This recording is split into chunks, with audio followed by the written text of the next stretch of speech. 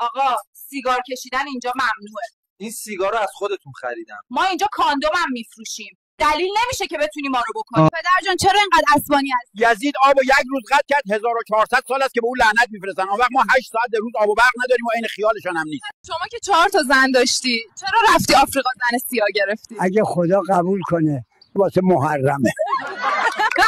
حاجی یکی از فانتزیاتو بگو.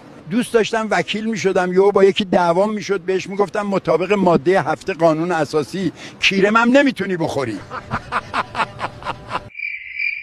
آقا چرا اسم پسرتو گذاشتی اژدر؟ شما به جانوری که از 3 تا کاندوم میگذره چی میگید؟ حاجی اون چیه که گرده سفیده وسطش هم خط داره؟ قرص استامینوفنه ولی تو خیلی کونت میخوره. بیا بریم اون پشت کارت دارم. آقا شهرام، مردم در فضای مجازی میگن شما هی راه میری و کسشر میگی. نظر شما چیه؟ لشیا خوبی به این ملت نیومده، از این بعد ره در جهان یکیست و انم خرکسته بزیست و سلام. حاجی یه فحشی بده که بیناموسی توش نباشه. نافم تو پیشونیت. این که فش نبود. اگه نافم تو پیشونیت بره یه چیز دیگه هم تو دهنت میره. حاجی اینجا چیکار میکنی؟ داشتم شیر میخوردم که دارفانی رو ودا کردم. شیرش مسموم بود. نه بابا گاو خارکسته یهو نشست. حاجی حامله ای؟ چند ماه است؟ 9 ماه است. پاشم اومده بیرون. میخوای ببینیش؟ پدر جان چرا زنت از خونه بیرونت کرد؟ هیچی والا ان تایلند برگشتم بغلش کردم گفتم هیچ کی زن خود آدم نمیشه. نمیدونم چرا لگد زد بیرونم کرد. از امروز باید از من و پدر شوهرت مراقبت کنی. فهمیدی دختر دهاتی؟ من تو روستا 20 تا گاو داشتم. شما دوتا که چیزی نیستی. بیا پدر جان از این شیافت استفاده کنی. روز چند تا بخورم؟ نخور بکن تو کونت. حالا که اینجوریه تو کوس ننه.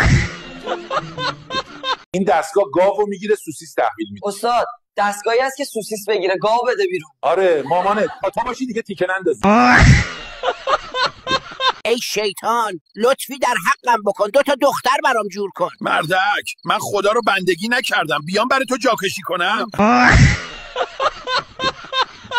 پدر جان چیکار میکنی؟ به پیر به پیغمبر دیگه بریدم. روزی 4 ساعت برق میره. الان این دکمه رو میزنم اینجا رو با خاک یکسان میکنم. اون چیه که خشک میره خیس میاد سفت میره شل میاد؟ چای نبتون ولی توام کونت عجیب میخوره. چی شده آقا؟ زن لخت ندیدی؟ خانم من کاری ندارم. شما لخت پول کرایه رو کجا گذاشتی؟ بیا برو تو خونم بابا.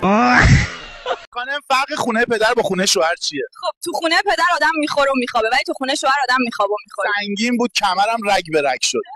بابا میشه برم خونه دوستم درس بخورم؟ لازم نکرده تو خودت نتیجه امتحان ریاضی مامانتی. مامان بزرگ، قدیما که برق و اینترنت و تلویزیون نبود. وقتتون رو چطور میگذروندی؟ نمیبینی 22 تا عمو و 18 تا عمه داری؟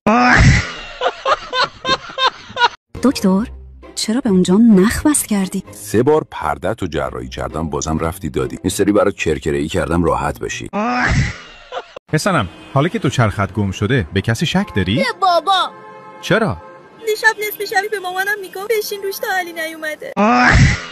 یه خاطره از دوست دخترت بگو. والا هفته پیش جلوم لخت شد گفت امشب هر چی دارم برا تو. منم علنگاشو در آوردم رفتم فروختم. چک داشتم. یه خاطره از دوست دخترت بگو. والا هفته پیش جلوم لخت شد گفت امشب هر چی دارم برا تو. منم علنگاشو در آوردم رفتم فروختم. چک داشتم. بابا من از کجا اومدم؟ یه لک لک تو رو واسمون آورده پسرم. زن به این خوشگلی داشتی بعد رفتی لک لک کردی؟ کس خور. وقتی تو خونه تنها هستی چیکار میکنی؟ انقدر جق میزنم تا خون بیاد. این پستو بفرست برای دوستای جقیتی.